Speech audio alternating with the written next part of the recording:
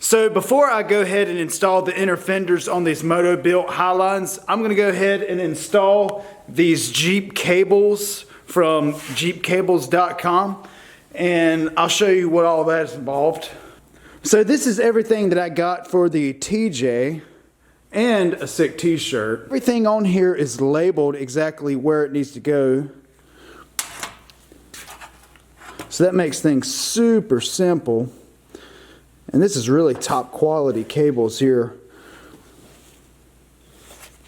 But definitely check out jeepcables.com. They are a supporter of the channel.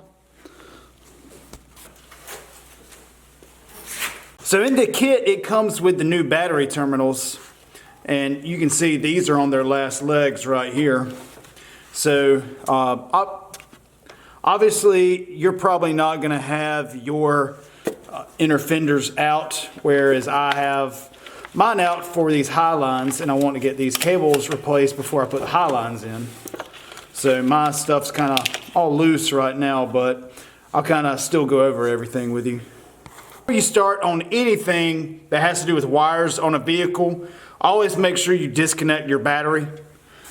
That way you make sure you're not arcing anything or fry your computer. So what I'm doing now is the bolt on the back side of this fuse block right here, I'm loosening that up, and it is a 13 millimeter.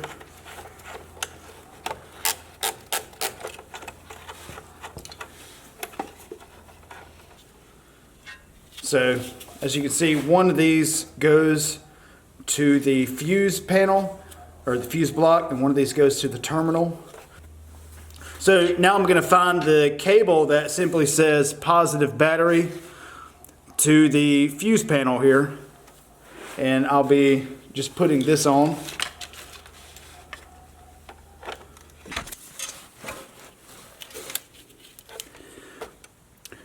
So this is the wire that comes off of the positive terminal on the battery, and this second one right here off of this distribution box it goes to the alternator.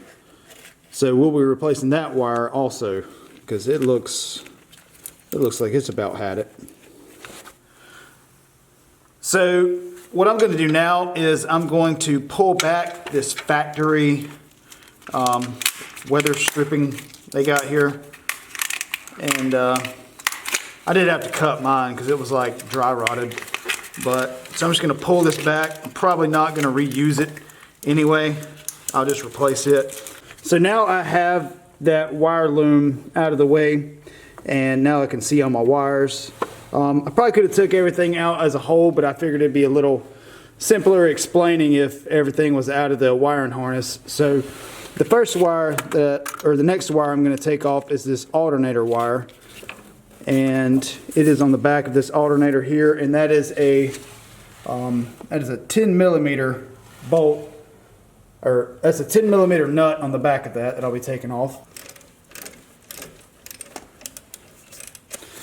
Alright, so now I'll just remove this old nasty crummy wire. So now I'll take the wire that says alternator, and I'll put it on the back of the alternator. Alright, so I got this tightened up, and I did have to take off a plastic piece on the back of that. That way it actually goes on. But that one's tight, and now I'm going to take off the starter wire, which is right there.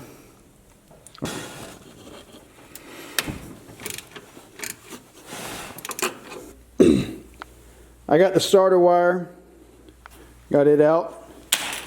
and that's connected to the terminal, so that's garbage. So now I'll come over here to my table and I'll find the cable that says starter and put on the back of the starter. And then I'm just using the factory locking nut that goes on that.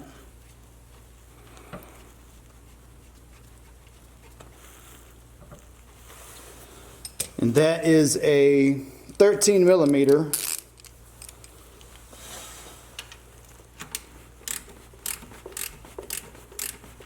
So this fuse block that I'm going to be installing, obviously I don't have my inner fenders on yet, so what I'm going to do is I'm just going to zip tie it to this bar that goes across the hood for the grill support bar. And then when I get my inner fenders on, I can obviously mount them to the inner fenders. But for now, this will be just fine.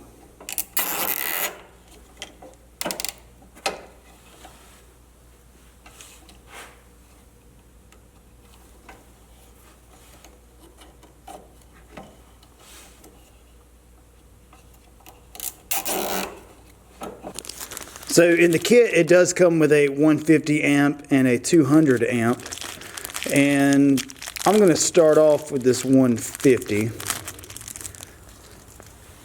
And so all you do there is take the plastic cover off,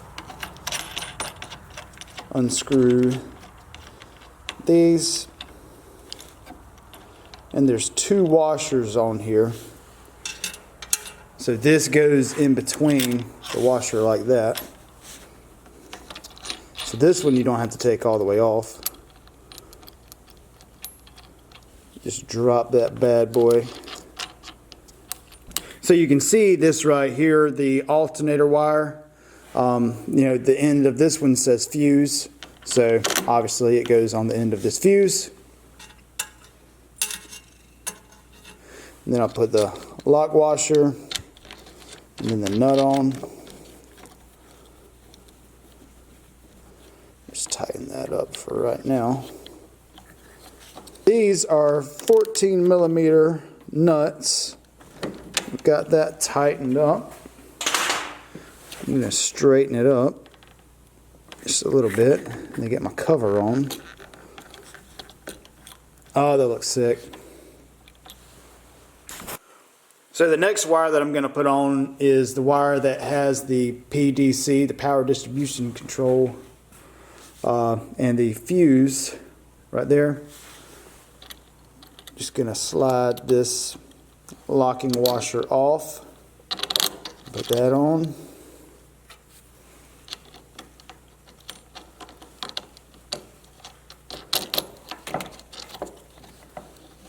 Tighten that up.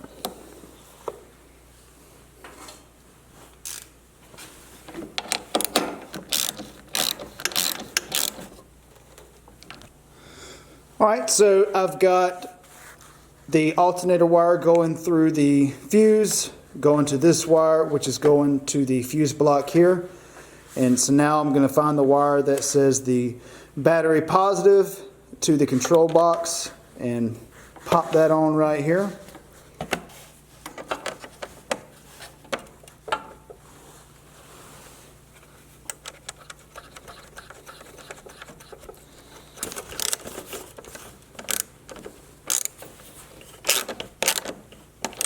Alright, so the next thing that you'll do is you'll take the battery out the fuse block and the starter wire and put on the supplied terminal. And this thing is super nice because it's got an extra long bolt because they know that you'll be running a winch and other accessories like that. Just going to tighten these up. Just like that.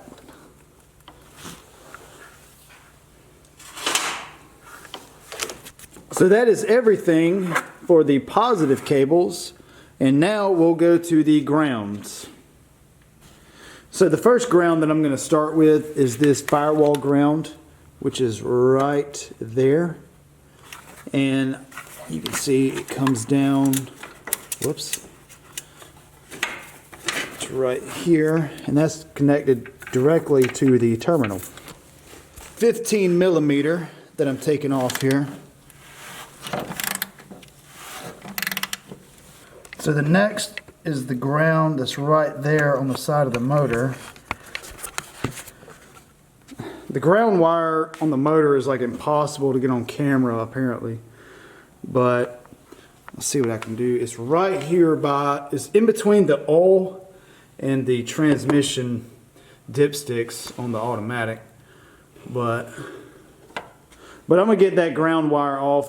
If you can't see it on the video, all you have to do is literally just trace it from the battery terminal to the side of the motor and replace it, just like I'm about to do here. And the ground wire nut on the side of the engine block there is a 13 millimeter.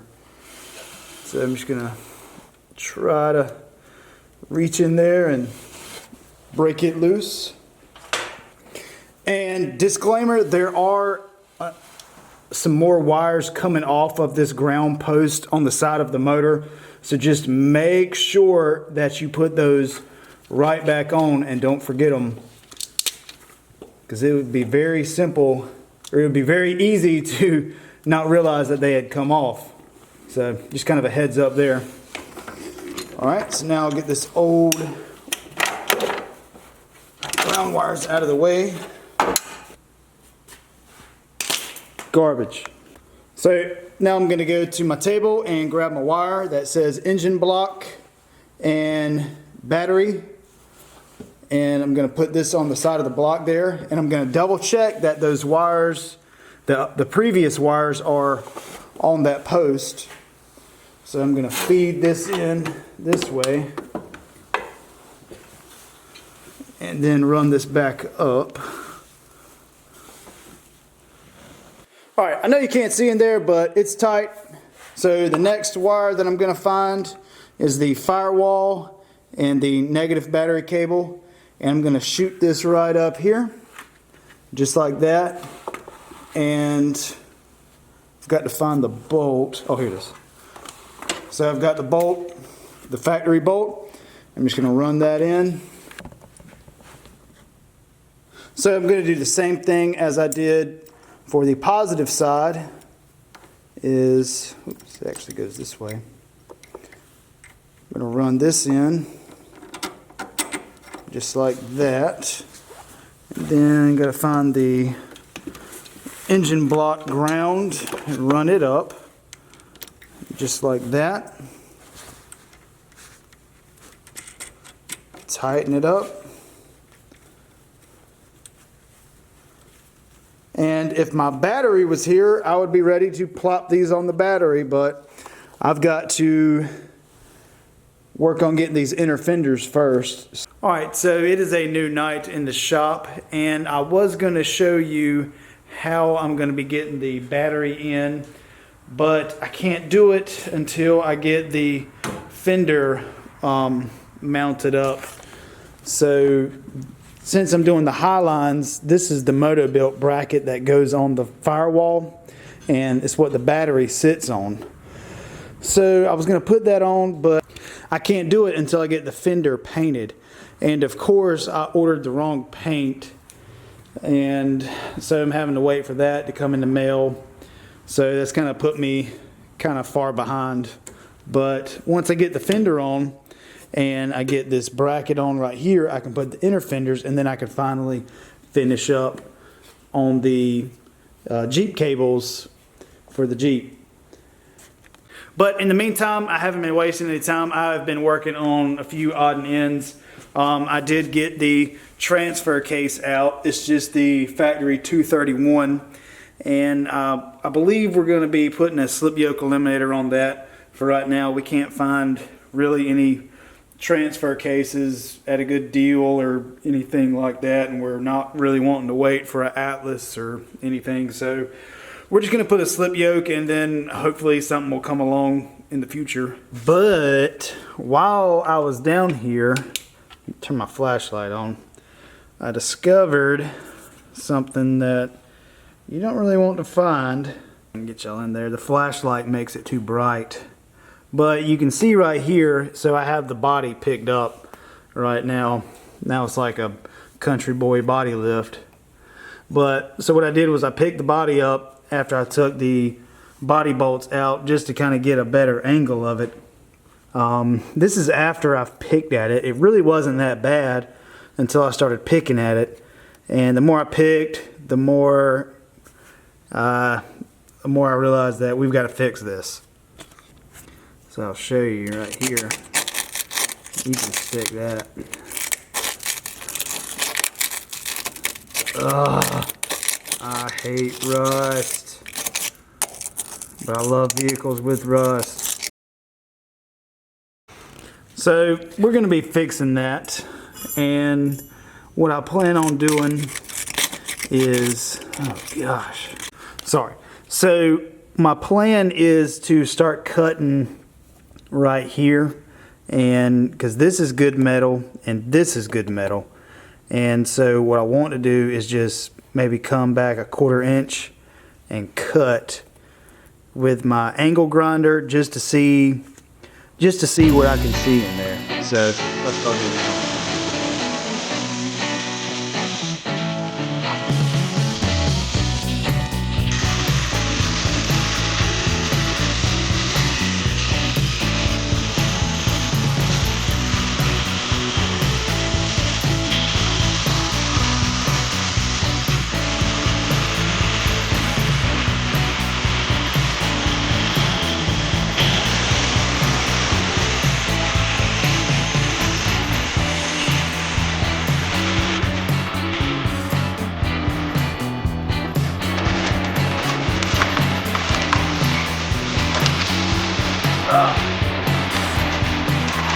Hey, rust.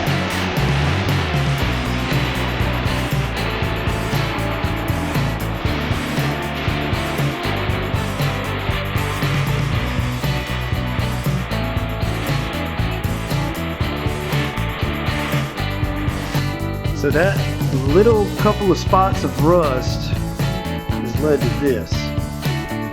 That's why before you buy a vehicle, you always check it. So if you have a vehicle and it has a little bit of piece of rust like that, there's always more on the inside. Alright, so this kind of sucks. But I figured out what's rusted. So there's an outer sheet metal, and then there's inner brace metal for this body support. And the body support metal is rusted. Look at that. Ew. Yeah. So everything else, I looked in on the flashlight, and past this, it's clean. And it's good metal. But just this brace just randomly decided to rust out. So and of course that caused the outer to start rusting. So I thought this was going to be like a little rust repair, and now this has escalated quickly. But then again, there's no point of doing all this stuff to this Jeep and then letting the body rust in half. So it's one of those things, you need to go ahead and do it. Just get comfortable, put some sick music on, and get your grinder out and have fun. Alright, so I got everything kind of squared up here. And what I did was I went around the edges about 1.5 to 2 inches out and just got it down to bare metal. That way I have some good metal to weld to. So this is kind of what you want to see whenever you're cutting rust out. You want rust on one side of the metal and then clean metal on the other side. That way you know that the metal that you have left up there is going to be good stuff. So what I'm going to do now is I'm going to take this little handheld belt sander that, you know, you can change the angle of the belt, and I'm going to run it inside of this frame and just get as much of this surface rust out of here. And then what I'm going to do is I'm going to paint everything on the inside as far as I can. I have put my air compressor in here and my shop vac, I pretty much got everything out as far as I can reach with the shop vac. And so now what I'm going to do is send that belt sander as far as I can inside and then hit it with some spray paint.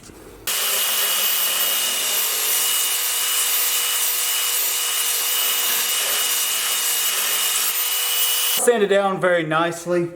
It all went down to bare metal, clean bare metal, I'll say. So what I'm going to do is I'm going to hit it with the no other than the Steel It. And I'm going to try not to hit right here, but if I do, it's okay because it's weldable. So there's not really a pretty way to do it, but just try to get it in there as good as I can.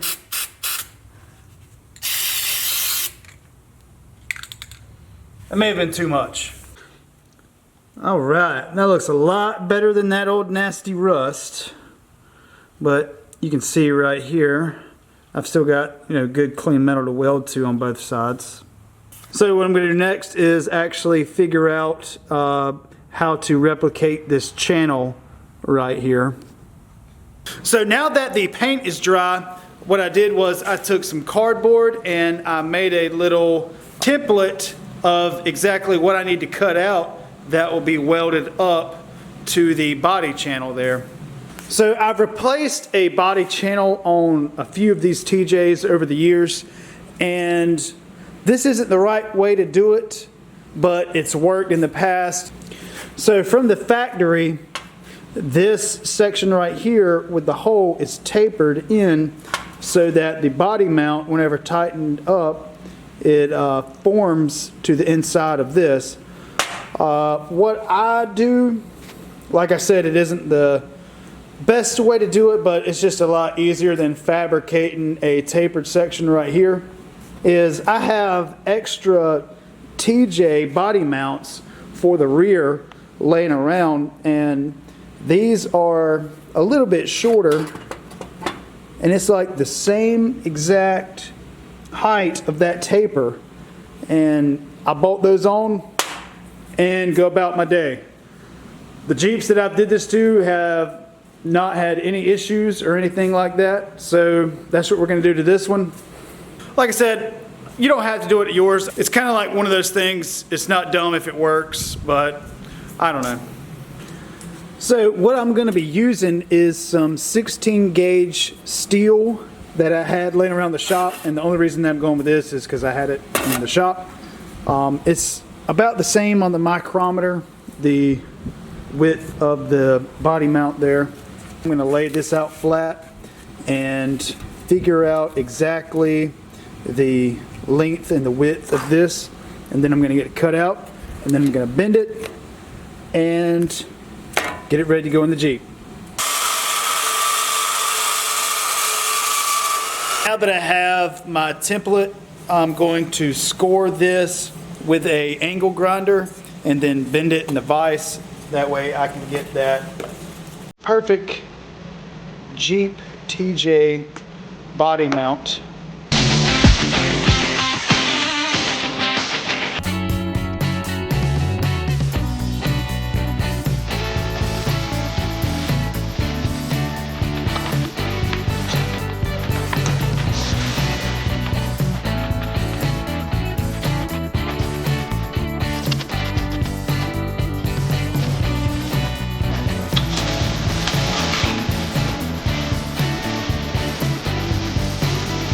So I got this all cleaned up down to bare metal, and what I'm going to do is I'm going to start welding these sides right here just to give some rigidity back to this, since I did kind of score it all the way down.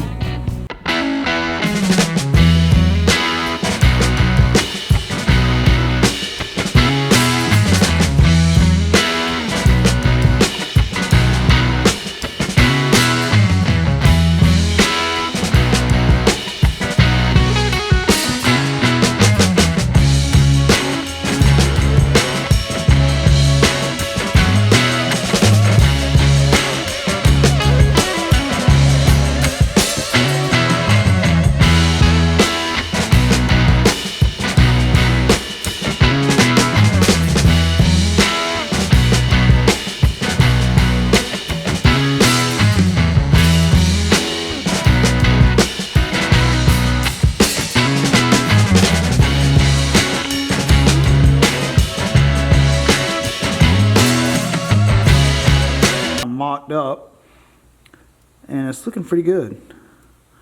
So I did mark exactly where it's going to go. So what I'm going to do now, just ensure that this is perfectly going to be lined up, I'm going to lower the Jeep back down. I'm going to put the bushing on here, and I'm going to lower the Jeep back down, and then while that's being pressed up, I'm going to mark exactly where to drill my hole. So that worked absolutely perfect. So you can see here, it's nice and tight. And this is pressed exactly where I want it to be. So now all I'm going to do is just send a Sharpie up there and mark exactly where I need to drill. Alright. So that's where we're going to drill. Alright, so I have the hole drilled exactly where I need it to go. And you might be saying to yourself, well, that's great. How are you going to be able to thread this back in? So I got a grade 8 bolt here, and I actually have, I always save these, you know, sometimes they send extras in suspension kits and stuff like that. But so what my plan is, I'm going to be tack welding this inside of the channel, and I'm going to get it, you know, kind of centered up. But that's going to give me a lot more real estate to run tacks on the inside. And then if those tacks ever break later on down the road, it's just going to be hitting the side. But hopefully once this goes on, I never have to mess with it again. But just in case, I'm going to have that extra precautionary right there.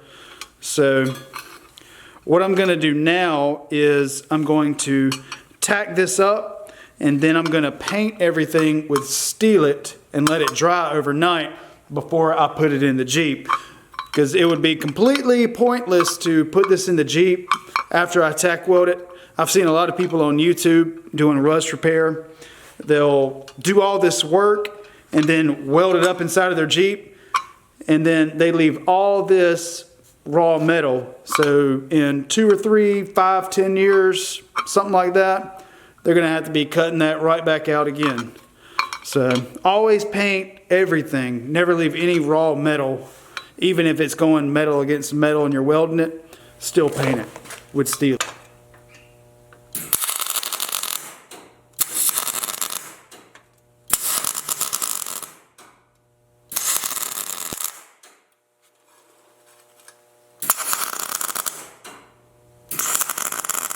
And so what I'm going to do now is line it right back up to my lines.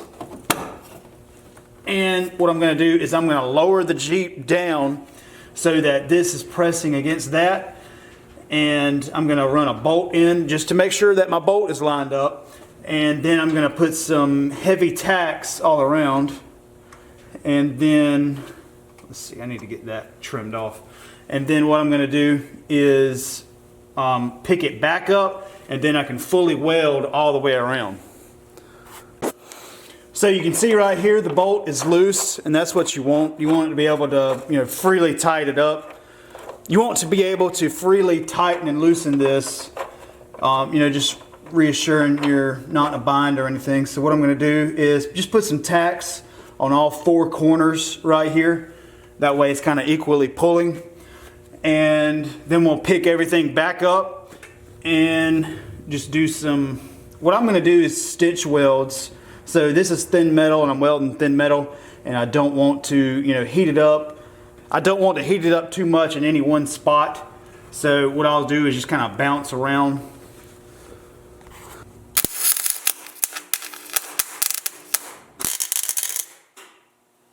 Alright, so I got some okay tacks on here, and so now what I'm going to do is pick the Jeep back up, and that way I can, you know, have a little bit more room on the back side while I'm welding.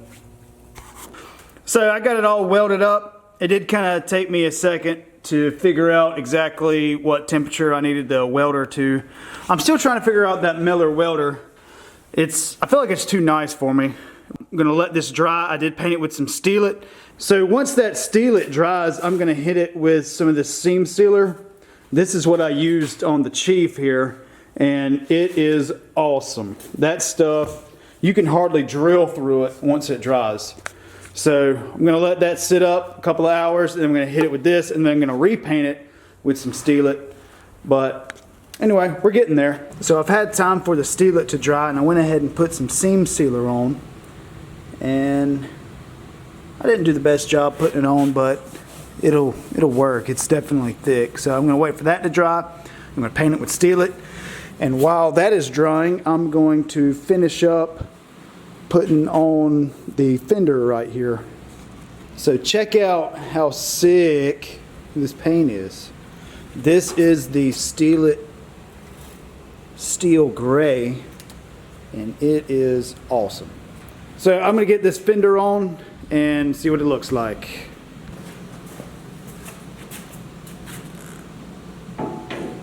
Oh man, it looks good. So as you can see right here, the color scheme that we're going to be going with, we kind of got this Steel-It Gray with the black right here. I think that's going to go together a lot better. And I like that just because, you know, there's nothing wrong with solid black Jeeps. I just like to break up the colors just a little bit. And also we have a new sponsor for the channel. It's Onyx Off-Road. It's the Onyx Off-Road app. So if you do anything outdoors, dirt bikes, Jeeps, four-wheelers, side-by-sides, hiking, anything like that, hunting, make sure that you check out Onyx Maps or Onyx Off-Road. Also have a discount code with Onyx. It's 6 feet under Fab. It'll save you a little bit of money whenever you are downloading the app, so definitely make sure that you check that out. Shout out to Jeep Cables for sending us some awesome cables to put on the Jeep.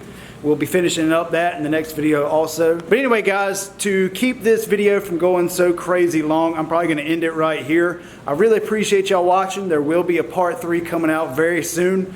We're picking up some momentum with this build, so hopefully it'll be out in the next week or so. But anyway, I appreciate y'all watching. Make sure that you are subscribed so you don't miss out on anything on this Jeep, and we'll see you on the next one.